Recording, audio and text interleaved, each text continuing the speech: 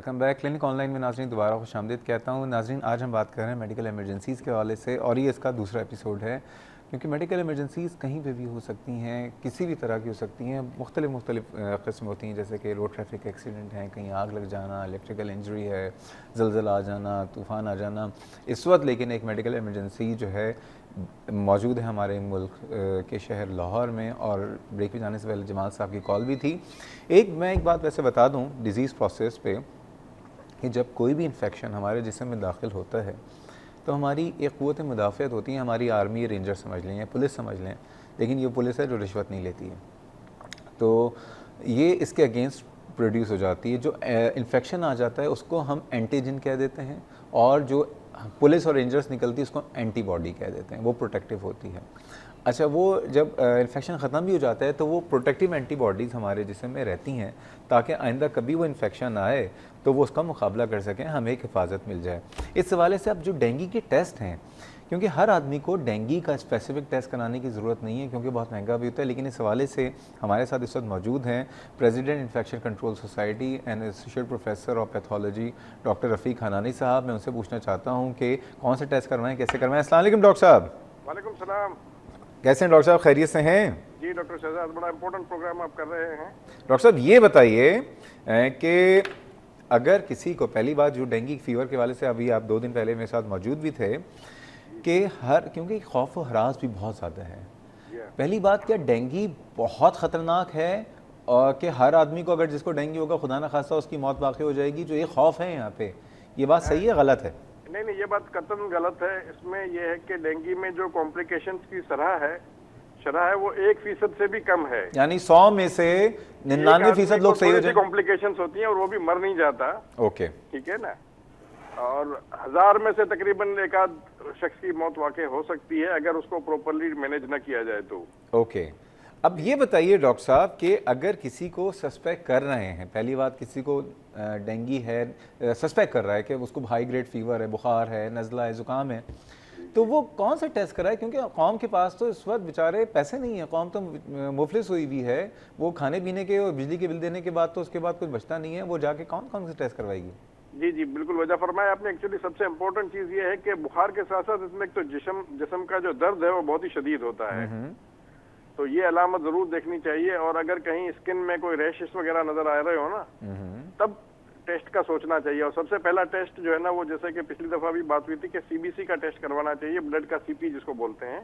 कितने का टेस्ट होता है ये टेस्ट तकरीबन 200 से 350 रुपए तक होता है, और बहुत सारे गवर्नमेंट हॉस्पिटल्स में ये मुफ्त में अवेलेबल है। मुफ्त में अवेलेबल है। अच्छा, इसके अलावा जो टेस्ट है वो डेंगू एंटीजन का जो टेस्ट होता है ना, जैसे कि आपने बताया कि जो वायरस के अपने पार्टिकल्स होते हैं उसका अपना एंटीजन होता है, तो वो डिटेक्ट करने का टेस्ट जो बहुत ही स्पेसिफिक टेस्ट होता है, यानी उससे आपको पता चल जाता है कि वायरस पार्टिकल्स जिस्म में दाखिल हुए हैं या नहीं हुए। उस टेस्ट का क्या नाम है? Dengue antigen test. Dengue antigen test. जी, अब ये पिछले 1-2 साल से ये टेस्ट अवेलेबल हुआ है, वरना पहले हम जो है ना सिर्फ डेंगू एंटीबॉडी टेस्ट करवाया करते थे। ओके। और उसमें भी जो IgM एंटीबॉडी पॉजिटिव होता है तो इसका मतलब ये है कि ये कंफर्म है कि ये जो डेंगू का वायरस जिसमें दाखिल हुआ था, जी, और उसके अगेंस्ट बॉडी ने एंटीबॉडीज बनानी शुरू कर दी हैं। अगर आप बात कर रहे हैं एलाइजा की, एंटीबॉडीज प्रोटेक्टिव हों, आप एलाइजा की बात कर रहे हैं? जी, ये एलाइजा एक टेक्निक है जिसके के ऊपर डेंगू के IgM या IgG एंटीबॉडीज हम देख सकते हैं। उसी की दूसरी टेक्निक है जिसको कि हम ICT टेक्निक कहते हैं, इम्यूनोक्रोमेटोग्राफिक। आमतौर पर छोटी लैब्स में इम्यूनोक्रोमेटोग्राफिक टेक्निक्स के ऊपर IgM और IgG दोनों टेस्ट किए जाते हैं, लेकिन उसकी सेंसिटिविटी थोड़ी सी कम है, यानी कि वो बहुत जल्दी पॉजिटिव नहीं आते। ठीक है। बीमारी के गुजरने के 7-8 दिन के बाद पॉजिटिव होते हैं। ओके। जबकि एलाइजा से थोड़ी सी पॉजिटिविटी जल्दी डिटेक्ट की जा सकती है। अच्छा, ओके। तो पहली बात, हर एक को डेंगू के स्पेसिफिक टेस्ट कराने की जरूरत नहीं है जब तक खुदा ना खास्ता जिसमें में कोई लाल धब्बे वगैरह निशानात ना पड़ रहे हो। जी बिल्कुल ठीक है, CBC से काम हो सकता है। और इसके अलावा लाइक ये है कि अगर टेस्ट पॉजिटिव भी हो जाए तो खुदा ना खास्ता it's not a death sentence. बिल्कुल। और उसके अलावा देखिए, हमारे यहाँ ज्यादा कॉमन जो है ना फीवर के कॉजेज और बहुत सारे हैं, जिसमें आप फ्लू ले लें, जिसमें आप मलेरिया ले लें, आम मयादी मौसमी बुखार है। और दूसरा ये कि डेंगू की अगर आप तशखीस कर भी लेते हैं ना, तो उसलिए कोई खास उसका स्पेसिफिक इलाज नहीं है, तो उसकी इतनी ज्यादा अहमियत नहीं होती। बुखार उतारने की गोलियां, पैरास्टामोल की गोलियां खाएं। जी हाँ, बिल्कुल। पानी पिएं खूब, फ्रूट जूसेस ले लें और रेस्ट करें। बिल्कुल बिल्कुल। बहुत शुक्रिया डॉक्टर साहब, बहुत शुक्रिया हमारे साथ लाइन पे आने का। डॉक्टर साहब, जो डॉक्टर जमाल साहब ने मुझे बताया था ब्रेक पे जाने से पहले, बड़ा अच्छा सजेशन था कि रश लगे हुए हैं हॉस्पिटल में। और देखें कौम इस वक्त ज़ाहिर बात है कि जब इतना शोर मचेगा कि लोग, ज़ाहिर बात है लोग मर भी रहे हैं, ऐसा नहीं है, लेकिन जब शोर होगा तो लोग परेशान होकर हॉस्पिटल जाएंगे। पहले ये जो उन्होंने सजेशन दिया था कि मोबाइल बना दें यूनिट, चाहे वो एम्बुलेंस अगर नहीं हो सकती है तो भाई बाइक पे कोई जाकर टेस्ट वहाँ पे इन्वेस्टिगेशंस करवा ले, कलेक्शन ले ले। क्या ख्याल है, आइडिया बहुत अच्छा नहीं है? ये भी किया जा सकता है, लेकिन घर जाकर जैसा कि डॉक्टर साहब ने फरमाया कि टेस्ट करके भी कोई ऐसा बड़ा उसमें फ़र्क नहीं पड़ेगा। ये दूसरे ही बुखार या नज़ले खांसी की तरह, ये जिस्म में दर्द जिस तरह होता है उसी तरह है। ये किया तो जा सकता है और कई जगहों पे इसको इम्प्लीमेंट भी किया गया दुनिया में कि घर जाकर वो अगर ऐसी इमदाद या ऐसा कोई मेडिकल सर्विसेज प्रोवाइड कर सकें जिस पे फौरी तौर पे घर पे रहते हुए रिलीफ हो जाए, तो वो भी किया जा सकता है। लेकिन इवेंचुअली बात वही आएगी कि वो टेस्ट की कॉस्ट वगैरह वो तो फिर भी उसको पे करना पड़ेगा, क्योंकि घर पे तो वो सीबीसी का टेस्ट नहीं कर सकते, ब्लड सैंपल लेके वो भी लैब में नहीं, सैंपल लेके चले लेकिन जाएं। एक तरह से हाँ, रश को अवॉइड किया जा रश को अवॉइड कर सकते हैं लेकिन अगेन जिस तरह उन्होंने साथ में ये भी कहा था कि कुछ सस्ता सा कोई या कॉस्ट इफेक्टिव तरीका हो। ये कॉस्ट इफेक्टिव शायद नहीं होगा, ये एक और ज़्यादा कॉस्टली चीज़ पड़ जाएगी, क्योंकि फिर आपको मज़ीद लोग हायर करने होंगे, फिर उनके ट्रांसपोर्टेशन के लिए ऑयल का मसला, पेट्रोल, फिर उनकी ट्रांसपोर्टेशन, ये तो ये कॉस्टली चीज़ है। फैसलाबाद से हानिया मौजूद हैं। अस्सलाम वालेकुम हानिया। वालेकुम सलाम, कैसी हैं आप? ठीक हैं? मैं ठीक ठाक, आप लोग कैसे हैं? अल्हम्दुलिल्लाह जी, अभी तक तो ठीक है।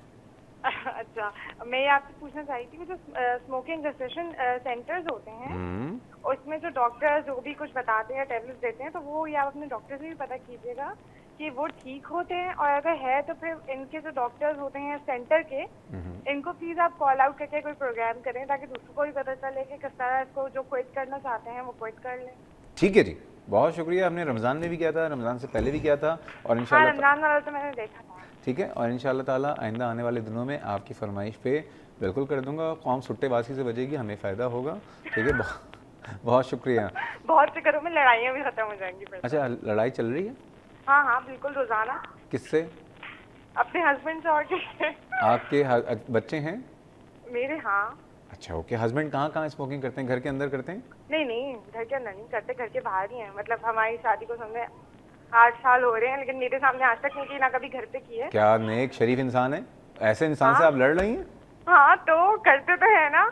हाँ, ये अलग बात है। प्यार मोहब्बत से समझाएं और सब करिए, कोई फर्क नहीं पड़ता।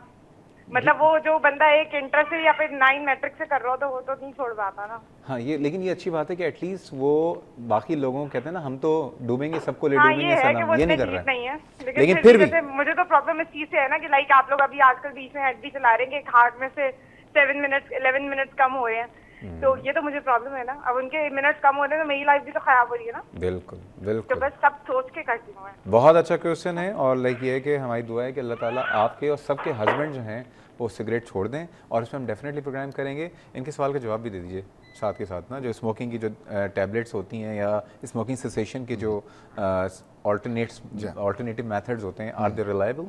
बहुत जगहों पे रिलायबल भी हैं, लेकिन इसके लिए जो शख्स स्मोकिंग छोड़ रहा है उसको बहुत डिटर्मिन और कमिटमेंट की बहुत ज़रूरत है, क्योंकि अगर कमिटेड नहीं है, डिटर्मिन नहीं है, वाकई नहीं छोड़ना चाहता, तो फिर कोई भी दवा के सब बेकार हो जाए। एक बात कहूँगा तमाम मर्दों से जो देख रहे हैं, अगर मर्द हैं और मर्द के बच्चे हैं, हमारे यहाँ तो ये जुमला हम बचपन से फिल्मों और ड्रामा में सुनते आए, मर्दानगी है।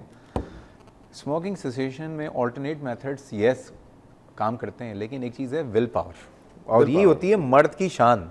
जो कह दिया वो कह दिया, जो सोच लिया वो सोच लिया। ठीक है, अगर अपने बीवी बच्चों से मोहब्बत है तो स्मोकिंग छोड़ दो, और अगर खुदा ना खास्ता चाहते हो कि बाद में अल्लाह ना करे आप किसी बीमारी के शिकार हों और आपके बीवी बच्चे जो हैं, आजकल इतना महंगा इलाज हो गया है, जमाल साहब ने जैसे कहा है कि वो लोगों से कर्जे लेते पड़े या कहीं अपनी गाड़ी बेचें, अपने घर बेचें, खुदा ना खास्ता आपकी बीमारी से आपको निजात दिलाने के लिए, तो करते रहिए, हमारा क्या जा रहा है। आप देखेंगे आप फिर मोहब्बत नहीं करते अपने बीवी बच्चों से। डॉक्टर साहब दोबारा आते हैं रोड ट्रैफिक एक्सीडेंट्स, बिल्कुल ठीक है, क्योंकि डेंगू के ऊपर तो बात करनी है, लेकिन ये भी हम डेंगू भी बातें कर देंगे। डॉक्टर साहब ये बताइए, पूरी दुनिया में सीट बेल्ट गाड़ी पे हमारे यहाँ भी मौजूद होती है, लेकिन वहाँ पे ये होता है, मैं इनफैक्ट मैं आपको अपना बताता हूँ, मैं कनाडा गया तो टोरंटो में मुझे याद है कि मैं जिस गाड़ी में बैठा तो वहाँ पे उन साहब ने कहा भाई आप सीट बेल्ट आप फ़ौरन बांध लीजिए वरना मैं फंस जाऊँगा। मैंने कहा मुझे कहेंगे कि मैंने कहा इसमें क्या आपका क्या मसला, कहेंगे सीट बेल्ट के बगैर यहाँ कोई अलॉय नहीं है। और फिर बच्चों को फ्रंट सीट पे, हमारे यहाँ तो बच्चा गाड़ी की खिड़की से बाहर झाँक रहा होता है, वहाँ तो फ्रंट सीट पे भी नहीं बिठाते, गाड़ी पे बैठने का ज़रा सही तरीका होता है। फिर हम बाइक की तरफ आएंगे। पहले गाड़ी का अभी जो टोरंटो की आपने बात की है उसमें बैक साइड पे जो लोग बैक सीट पे जो बैठते थे उनको सीट बेल्ट की ज़रूरत नहीं होती थी। अभी 2 साल पहले उस पर भी पाबंदी हो गई कि जो पीछे भी बैठेंगे उनको भी सीट बेल्ट लगाना ज़रूरी है। देखिए सीट बेल्ट गाड़ी में आपकी हिफाजत के लिए लगाई गई है, वो कोई फैशन नहीं है, शोशा नहीं है, वो आप ही की हिफाजत के लिए। होता क्या है कि अगर गाड़ी का एक्सीडेंट होता है और अगर सामने से हुआ है तो क्योंकि गाड़ी एक मूवमेंट में है, उसके साथ साथ आप भी तेज़ी से मूव कर रहे हैं, तो अगर एक्सीडेंट होता है तो गाड़ी रुकती है, एकदम से रुकती है। तो गाड़ी तो रुक गई, लेकिन आप जिस मोमेंटम में जा रहे थे, जिस स्पीड से जा रहे थे, तो आपको तो रोकने के लिए भी कुछ होना चाहिए, वरना आदमी सीधा जाके डैशबोर्ड से टकराता है और अगर एक्सीडेंट खतरनाक है तो वो सामने की विंड स्क्रीन तोड़ के भी बाहर जा सकता है, जो कि बहुत ही डेंजरस चीज़ है। मैंने देखा हुआ ये लाइव लोग। बताइए, तो ये और जो ऐसा शख्स हमारे पास जब इमरजेंसी में आता है जिसके बारे में बताया होता है कि ये ड्राइवर के साथ की सीट पे, हम ये ज़रूर पूछते हैं कि ये जो आदमी है ये कहाँ बैठा था, ये ड्राइवर है, ड्राइवर के साथ बैठा हुआ था या पीछे सीट पे बैठा था। उसको हम नज़र में रख के देखते हैं कि गाड़ी की क्या हालत हुई है और ये गाड़ी के अंदर से निकाला गया या ये शीशा तोड़ के बाहर आ गया। तो आमतौर से जो लोग शीशा तोड़ के बाहर आ जाते हैं वो शदीद ज़ख्मी होते हैं, उनकी जान बचने के चांसेस भी कम होते हैं। सीट बेल्ट ये काम करती है कि आपको अपनी सीट के अंदर साथ बांध के रखती है, तो आदमी या तो बाहर एक तो नहीं जा पाता, सामने डैशबोर्ड पर नहीं टकराता, बहुत सारी इंजरीज से बचता है। हालांकि सीट बेल्ट की अपनी इंजरीज भी हैं, लेकिन वो इंजरीज उन इंजरीज के मुकाबले में जो कि सीट बेल्ट ना पहनने से होंगी बहुत कम है। अच्छा, जो बच्चों का हमारे यहाँ होता है कि बेगम साहिबा बैठी हुई है, गोद में बच्चा, जी जी ठीक है, और हमारे यहाँ क्योंकि बेबी सीटर जो है, और ड्राइविंग सीट पे, हाँ ड्राइविंग सीट पे गोद में बिठा के एक हाथ खुद होता है, एक बच्चे का भी हाथ स्टीयरिंग में छोटा सा होता है। बेबी सीटर जो पूरी दुनिया में इस्तेमाल होते हैं उसका क्या फ़ायदा है, और जिस तरह से हम यहाँ पे बच्चों को बिठा रहे हैं इसके क्या नुकसान है? हम लोग यहाँ पर जो बच्चों को जिस तरह डील करते हैं ना, तो हमारा ये दावा कि हम अपने बच्चों से मोहब्बत करते हैं, ये गलत है। अगर आप बच्चों को अपनी गोद में बैठा के ड्राइविंग कर रहे हैं या फ्रंट सीट पे भी बिठाया हुआ है आपने साथ वाली पे, ये इससे बड़ा जुल्म और ज़्यादती आपने बच्चे के साथ नहीं कर सकते। आपने उसको बिल्कुल एक्सपोज किया हुआ है कि अगर खुदा न खास्ता कोई शदीद हादसा हो तो मेरा बच्चा उसमें ज़रूर शामिल हो। नहीं, खुदा साहब ने ज़ोर से ब्रेक लगाया तब भी तो बच्चा जाके उसका सर जाके डैशबोर्ड पे लगेगा, वो खुदा न खास्ता शीशा तोड़ के वो भी बाहर भी जा सकता है। वही मैं कह रहा हूँ ना कि हादसे के लिए आपने अपने बच्चे को सामने किया हुआ है कि ये मेरा बच्चा ज़रूर, आपको इतनी खुशी होती है कि मेरा बच्चा शामिल हो इस हादसे में। तो अगर आपको वाकई बच्चे से मोहब्बत है, तो मैं गाड़ी चलाता हूँ तो मेरे साथ जब बच्चे बैठते हैं बहुत ज़िद करते हैं सामने की, लेकिन प्यार से पहले, नहीं तो फिर डांट के, और दूसरी बात तीसरी चीज़ होती है धमकी के, तो मैं लेके नहीं जा रहा। वो सब पीछे बैठते हैं, उनको पता है जब मेरे साथ वो बैठेंगे तो वो सामने वाली सीट। छोटे जो बच्चे होते हैं, अब उनकी जो पेरेंट्स होते हैं वो कहते हैं बच्चे को पीछे अकेले, एक छोटा बच्चा है गोद का, बेबी सीटर जो पूरी दुनिया में होती है, कार सीट जो होती है, कार सीट लगवाएं, लें। थोड़ा आपने इतनी महंगी गाड़ी खरीदी है तो थोड़ा सा पैसा खर्च करके बच्चों की सीट भी खरीदें। 800-1000 रुपए की तो कार सीट आ जाती है, वो खरीदें, और उसको भी वो सीट बेल्ट के साथ बांधा जाता है, और बच्चे की सीट के अंदर उसके अपने बेल्ट्स होते हैं, वो आप बच्चे को लगाइए और तब आप ड्राइविंग कीजिए। सुमन है लाहौर से जी। अस्सलाम वालेकुम सुमन। वालेकुम सलाम। कैसी हैं आप? ठीक हैं? ठीक। डॉक्टर साहब, मैंने डेंगू फीवर से रिलेटेड एक क्वेश्चन पूछना था। श्योर। 2 वीक्स बिफोर मुझे डेंगू हुआ था, तो अब मैं ठीक तो हो गई थी, लेकिन मुझे ना मेरी नींद बहुत डिस्टर्ब हो गई। तो मतलब जैसे 2 डेज भी हो जाए तो मुझे नींद ही नहीं आती, तो डॉक्टर ने मुझे रिकमेंड किया था स्लीपिंग पिल्स लेने को। तो अब जैसे 2 हफ्ते हो गए मुझे रिकवर हुए, बट अगर मैं डेली लेती रहूँ तो उसके साइड इफेक्ट्स नहीं होंगे? ये बताइए, जिस्म में दर्द तो नहीं है आप? नहीं, जिसम में दर्द कुछ भी नहीं है, लेकिन रात के टाइम हल्का फुल्का सा हो जाता है, जैसे थकावट टाइप, और हल्का फुल्का सा ना जिसम गर्म भी हो जाता है। अच्छा, ब्लड टेस्ट दोबारा कराया तो बिल्कुल नॉर्मल आया। आपके प्लेटलेट कितने आए हैं भाई? नॉर्मल जितने नहीं होना चाहिए था ना, मैंने दिखाया था जिस डॉक्टर से मैं करा रही हूँ। पानी कितने पीती हैं आप दिन में? पूरा मतलब तकरीबन 12 गिलास पानी पी रही हूँ आज। अरे वेरी गुड, बहुत अच्छा पी रही हैं। अब डॉक्टर साहब, इनको नींद नहीं आ रही है, कुछ पूछना चाहेंगे इनसे आप? और अगर थोड़ी देर के लिए भी नींद आ जाए तो बहुत ज्यादा ड्रोने ख्वाब आना शुरू हो जाते हैं। इस किस्म की प्रॉब्लम हो गई है कि स्लीपिंग पिल लेना जरूरी हो जाता है। ये बताइए, कोई स्ट्रेस तो नहीं है सर लाइफ में आपकी? जी, कोई स्ट्रेस, मेजर स्ट्रेस तो नहीं है लाइफ में? नहीं, कुछ भी नहीं है, बस ये कि जल्दी रिकवर हो जाऊँ। ये सब सारी रूटीन वगैरह से तो हट के मतलब सिर्फ अपनी केयर कर रही हूँ कि वीकनेस बहुत हो गई। अच्छा, अकलौती तो नहीं है आप अपने माँ बाप की? नहीं नहीं नहीं। अखरौती नहीं है, चलें तो इनको डराने ख्वाब भी जो हैं ज़्यादा बहुत सेंसिटिव तो नहीं है? जी सेंसिटिव हूँ। बहुत ज़्यादा सेंसिटिव हैं? जी ठीक है जी। अच्छा, फेसबुक पे आपने ज्वाइन कर लिया मेरे ख्याल में? जी जी कर लिया। ठीक है, लेकिन आपके पर्सनल मैसेज का जो ऑप्शन है वो नहीं मिल रहा है हमें। ठीक है, अच्छा, आपको मैं डेंटिस्ट का नंबर मैं भेजना चाह रहा था। ठीक जी, है, जी। तो लाइक ये है कि अपने फेसबुक की सेटिंग में आपको कोई मैसेज कर सके उसको आप सही कर दीजिए ताकि हम आपको पर्सनल मैसेज भेज दें। ठीक है, okay thank you. Okay. Doctor साहब, ये जो हैरेसमेंट एक मचा हुआ है जी हाँ। कि जिसको डेंगू हो गया, खुदा ना खास्ता ऊपर की फ्लाइट, क्या लग रहा है क्या उससे रिलेटेड उनका ये बिल्कुल, स्ट्रेस? देखिए कोई भी स्ट्रेस हो, और आजकल तो ये खास स्ट्रेस यही चल रहा है, डराने हर शख्स ख्वाब। घबराया हुआ है, हर शख्स और घबराया ये हुआ है खुद फेस से गुजरी भी है कि डेंगू। अगर डेंगू हो गया तो फिर बस समझिए कि मौत कन्फर्म है। हालांकि अभी अब जिस तरह डॉक्टर साहब ने, जो प्रोफेसर थे अभी जो ऑनलाइन थे, उन्होंने इस बात को बड़ा क्लियर कर दिया कि डेंगू का जो खौफ है वो होना नहीं चाहिए, क्योंकि मौत उसमें ऐसा है जैसे अगर 1000-2000 लोगों को होगा तो शायद एक को हो, और वो मौत भी इस वजह से हो सकती है कि अगर वो उसका बर वक्त इलाज ना किया गया। अगर आप बर वक्त अस्पताल पहुंच गए हैं या आपको पैरासीटामोल और आपने सही दवाएं नहीं खाई बेसिकली, हमारी दवा तो नहीं खाई, या एंटीबायोटिक्स ये कि बदएहतियाती की, आपने कहा बदएहतियाती हो रहा है की। बुखार, जिसम में दर्द हो रहा है, ठीक है देख और साथ में लेंगे। 2-4 एंटीबायोटिक खुद ही ले ली। ये भी तो होता है एंटीबायोटिक्स हमारे। हाँ ये भी ले लेते हैं, हमारे यहाँ तो सेल्फ मेडिकेशन बहुत ज़्यादा कॉमन है, तो उसका खौफ सबसे ज़्यादा है मेरे अच्छा, मैं ख्याल आपको से। बताऊं, मैं इसलिए इनको वैलिडेट करता हूं, 2 साल पहले मुझे भी डेंगू हुआ। अच्छा, अच्छा। नॉर्मल बुखार तो साल में एक दफ़ा हो ही जाता है, हम भी डॉक्टर हैं वैसे, जब बुखार डॉक्टरों को होता है लोग कहते हैं आपको भी हो गया। ठीक है, तो मैं यही कहता हूँ कि हमका रोबोट हैं क्या, हम भी इंसान हैं। उस ज़माने में कराची में डेंगू का बड़ा फोबिया था, 3 साल पहले की बात है। तो एक दिन मतलब मैं एज ए डॉक्टर, मुझे बताया कि ठीक है प्लेटलेट काउंट अभी गिर रहा है और सही हो जाएगा। लेकिन जब टीवी में 2-4 प्रोग्राम देखे तो मुझे खौफ होने लगा कि ये ना हो कि यार मैं गलत सोच रहा हूँ कि वाकई कुछ हो जाए। तो उस दिन मुझे पूरी रात नींद नहीं आई थी। ये बात भी सही है, सुमन एक मशवरा देंगे कि एक जाहिर बात है कि एक होता है माइंड का कॉन्शियस लेवल और एक माइंड का होता है सब कॉन्शियस लेवल। सब कॉन्शियस जो होता है वो आपके अपने कंट्रोल में नहीं होता, लेकिन वो होता है, वो आपके जिस्म के अंदर ही होता है।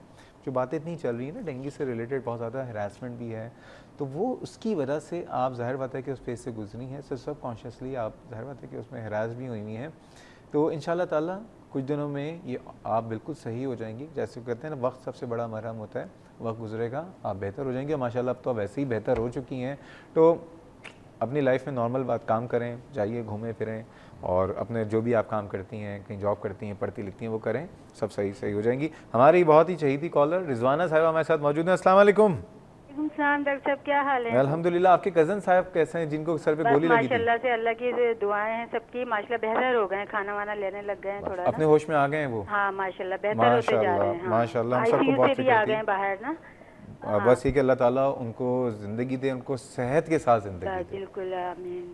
जनाब। और डॉक्टर साहब मेरा आपसे सवाल ये है कि डेंगू के हवाले से है कि आपको ना ये डेंगू का 1 हफ्ता कम है, आपको डेंगू स्पेशल करना चाहिए। हमने किया तो था। नहीं, डेंगू स्पेशल। स्पेशल? हाँ वैसे मैं प्लान कर रहा हूँ शायद मैं लाहौर चला जाऊँ। नहीं, पता है किस लिए कि इसमें ना आपको डाइट के बारे में भी, उसकी जो ठीक है। वीकनेस के बारे में, जब डेंगू खत्म हो जाए उसके बाद कैसे लाइफ स्टाइल स्टार्ट करना चाहिए, सब चीज एक पैकेज होना चाहिए पूरा ना। पैकेज, सही ये है। बहुत कम है रहेगा इस तरह से। ठीक है। और अच्छा मेरा ये सवाल है कि जो डेंगू, जो हार्ट पेशेंट है उनको खुदा ना खासा डेंगू हो जाता है तो उनको अपनी दवाइयों को स्टॉप कर देना चाहिए फौरन ही, क्योंकि ब्लीडिंग तक के चला जाता है ये एंड तक ना, तो उसकी ब्लीडिंग फिर स्टार्ट हो जाएगी तो रुकना कंट्रोल से बाहर हो जाए। ठीक है जी। ठीक है। और दूसरा सवाल मेरा ये है इमरजेंसी के हवाले से कि जो मतलब मेरे देखने में आई ये बात कि रोड पे जो एक्सीडेंट होते हैं, क्योंकि इमरजेंसी का मतलब मेरे ख्याल से ये नहीं होता कि आप फौरन किसी जगह पे उनको पहुंचा दें। इमरजेंसी का मतलब ये भी होता है कि साथ ही आप फर्स्ट एड भी दें। बिल्कुल। और मैंने ऐसा देखा कि एक्सीडेंट हुआ, एम्बुलेंस आई और वो पेशेंट को डाल के ले गई, ये रोड से उनकी टांग बिल्कुल टूटी हुई थी और उनकी मतलब कोई और नहीं था एम्बुलेंस में, सिर्फ और सिर्फ वो ना ड्राइवर थे। अब उनकी चलते में इतनी टांग हिले, वो जो तेज ड्राइविंग कर रहे हैं वो अपने इतनी तकलीफ से उठा के उन्होंने अपनी खुद टांग पकड़ी है। तो आप मुझे बताएं कि क्वालिटी होनी चाहिए या क्वांटिटी होनी चाहिए एम्बुलेंसों में? ये मैं छोटे रोड एक्सीडेंट के बारे में बात कर रही हूं। बहुत अच्छे सवाल। ऐसे ही तो आपको प्रोफेसर ऑफ कॉलर नहीं कहते हैं ना हम। ठीक है जी, बहुत शुक्रिया। सवाल इनके दोनों बहुत अच्छे हैं। पहली बात लाइक ये थी कि क्योंकि इन्होंने जो बात की एम्बुलेंस की, हम रोड ट्रैफिक पे बात कर रहे थे तो उसी को कंटिन्यू करता हूँ। खुदा न खास्ता, अच्छा गाड़ी की तो बात हो रही थी, कार सीट की। बाइक वाले हमारे यहाँ तो अभी मैं शाम में मैं आ रहा था तो बोर्ड बेसन के पास एक साहब बाइक पे लेटे हुए थे, जी हाँ। वो अपनी तरफ से वो समझ रहे थे कि मैं पता नहीं इस कसरत वक्त बहुत- और क्या आर्नल्ड श्वार्ज़नेगर लग रहा हूँ। वो लेट के बाइक चला रहे थे, इधर उधर देख रहे थे कि उन्हें कोई देख रहा है या नहीं देख जी रहा, हाँ। ठीक है। और उसके बाद मैंने शीशा खोल के उनको जो जो मैं कह सकता था, मैंने उनको कहा कि आप साइड पे आइए। उनको मैंने कहा, उन्होंने बुरा माना और उनका जो अपना काम करो। मैंने कहा ठीक है, मैंने अपना काम कर दिया, तुम्हें कह के बाकी तुम्हारी मर्जी जी है। हाँ। ये बाइक पे हमारी एक तो हेलमेट नहीं पहनते और फिर हमारी शोबदेबाजी। सर हेलमेट ना पहनना तो एक है मसला। कुछ लोग हेलमेट लेके चलते हैं और उसको पेट्रोल की टंकी पे बांध के रखा हुआ होता है। नहीं आपने देखा है ये? मैंने तो ये देखा है कि एक बाइक पे पूरा का पूरा खानदान बैठा हुआ होता है, बीवी, 4 बच्चे, मियाँ साहब के आगे 2 बच्चे, एक गोद में बच्चा, और नीचे उनकी जो साड़ी का पल्लू होता है, जी हाँ। वो लटक रहा जी होता है। हाँ, जी हाँ। तो मैं कह रहा हूँ कि लोगों का हेलमेट, ये सारी चीज़ें जो है ना, ये अवेयरनेस की हैं। ये सब आप लोगों की अपनी सेफ्टी के लिए बनाई गई हैं। पुलिस का काम है कि इस पर नज़र रखे, पुलिस ना हेलमेट देखे तो टंकी आप पे खुद रखा भी हुआ है। टंकी पे रख के उसको बांध के रखा हुआ होता है, चोरी ना हो जाए, ठीक है। वो चेन के साथ बांधा हुआ होता है, वो चोरी ना हो जाए। जब लेकिन चला वो- रहे हो तब? जब चला रहे हैं तब। वाह, वाह, लेकिन वाह। उसको वो पहनते नहीं है, क्योंकि इस ये जो गर्मी लगती है ना। अवेयरनेस है ना कि बाल जनाब, खराब हो जाते हैं। ये अब ये जो भी वजह है, लेकिन ये अवेयरनेस कि ये हमारी हिफाजत के लिए बना है, ये लोगों के अंदर नहीं अभी तक पैदा हुआ। तो इसकी ज़रूरत है। हमारे अच्छे खासे एक्सीडेंट्स हम खुद उसको रोक सकते हैं कि वो ना हो। अब ये बताइए कि एक तो मैं सजेशन दूंगा तमाम पुलिस वालों को, एक तो हमारे के जो लोग हेलमेट नहीं पहनते, एक सजेशन है मेरा। अच्छा, जब आप फाइन, लाइसेंस, जुर्माने रख दें तो उसमें भी होगा कि अगर आपने 1000 रुपये जुर्माना रख दिया, 100 रुपये दे के वो कहेगा ठीक है पर्ची ना कटाओ। जी। बेस्ट इसका ये कि अगर जो आदमी हेलमेट नहीं पहना हुआ ना, उसके एक पहिए की हवा निकाल दो। सही बता रहा हूँ, 10-15 बाइक की हवा निकलेगी ना, जब शहर में बात होगी हर आदमी हेलमेट पहनेगा। ये इसलिए मैं कह रहा हूँ भाई, देखें बाइक वाले नाराज़ ना हो, वो कहेंगे हमारी क्या आपने ज़िंदगी अज़ाब कर दी। जब आप गिरते हैं, सबसे पहले आपका जो खुदा ना खास्ता बाइक में जो इंजरी होती है, वो आपका जो हेड इंजरी के बाद 2 बातें होती हैं। पहली बात है कि खुदा ना खास्ता आपकी मौत हो सकती है, और अगर बच भी जाएं तो इसके अंदर दिमाग, मगज़ होता है, ठीक है, और नीचे स्पाइनल कॉर्ड होती है। अगर ये इंजर हो जाए तो फिर मफलूजियत के साथ आप ज़िंदगी गुजार रहे होते हैं। तो बहुत इंपॉर्टेंट चीज़ है। हड्डी अगर टूट गई तो चलें, वो फिर भी आप फ्रैक्चर होता है, वो सही हो सकता है, लेकिन अगर खुदा ना खास्ता दिमाग में कोई चोट लग जाए तो वो फिर इररिपेरेबल लॉस या इरिवर्सिबल लॉस होता है। तो ये अच्छा आइडिया नहीं है कि एक हाई टायर की हवा निकाल दें। खैर, अब ये तो मैं नहीं कह सकता कि लोगों की हवा निकाल दी है गाड़ियों की, लेकिन बहरहाल कुछ ना कुछ करना ज़रूरी है, नहीं, कुछ तो आप यही तो ऑप्शन दे क्योंकि रहे हैं। ब्रेन इंजरी जो है ये बड़ी ख़तरनाक है और इसके बचने के लिए ही हेलमेट बनाई अच्छा, गई है। अब ये कि अगर खुदा ना खास्ता इंजरी हो गई है, एक्सीडेंट हो गया, चाहे वो गाड़ी का एक्सीडेंट हो गया है, चाहे वो बाइक का एक्सीडेंट हो गया है, रिजवाना साहिबा ने कहा जैसे कि पहली बात जो कि हमारे टॉपिक भी है कि फर्स्ट एड क्या करनी चाहिए, लेकिन उससे पहले कॉल मौजूद है। अस्सलाम वालेकुम। अस्सलाम वालेकुम। वालेकुम सलाम। कौन साहब बात कर रही हैं? मेरा नाम सलमा है, जी कराची से बात जी कर रही सलमा हूँ। साहिबा, खुश मुझे आमदीद। पता करना था अभी आपसे कि अभी थोड़ी देर पहले आपके पास एक कॉल आई थी related to smoking cessation centre. तो मुझे ये पूछना था आपसे कि इसका जो बहुत से लोग ऐसे होते हैं जो इन सेंटरों में जाने को तैयार नहीं होते। बिल्कुल। तो अगर इसका इनिशियल कोई आप लोग का ट्रीटमेंट होता हो जो आप अपने डॉक्टर से पूछ ले, या फिर ऐसा कोई तरीका होता हो कि वो स्टार्ट हो, घर पे ही स्टार्ट हो सके और उसके बाद डॉक्टर के पास भी बाद में चले जाएं, तो ऐसा कुछ ट्रीटमेंट होता है क्या? बहुत शुक्रिया आपके कॉल करने का। डॉक्टर साहब, सर, स्मोकिंग सेसेशन का ट्रीटमेंट और स्मोकिंग दोनों साथ साथ नहीं चल सकते। नहीं, ये कह रही हैं कि बहुत से लोग, बहुत से क्या, ज़्यादातर जो है इनसे आप कहेंगे स्मोकिंग सेसेशन क्लिनिक में चले जाएं, कोई नहीं जाएगा जब तक सोचे नहीं। जब वही मैंने कहा ना, जब तक आदमी खुद कमिटेड ना हो कि मैंने स्मोकिंग छोड़नी है, उस वक्त तक बात आगे नहीं बढ़ सकती, किसी भी तरीके से नहीं चल सकती। जब तक बल्कि वो अगर आप तैयार इलाज ना हो। भी कर रहे हैं और आप देखते हैं कि 3 महीने गुजर गए, 4 महीने गुजर गए, इलाज का फ़ायदा नहीं है, ये शख्स अभी भी सर, सिगरेट पी रहा है। 1 मिनट का ब्रेक। जी जी। नाज़रीन, जा रहे हैं बहुत जल्दी से एक ब्रेक में, वापस आ रहे हैं बहुत जल्दी से, हमारे साथ रहिए।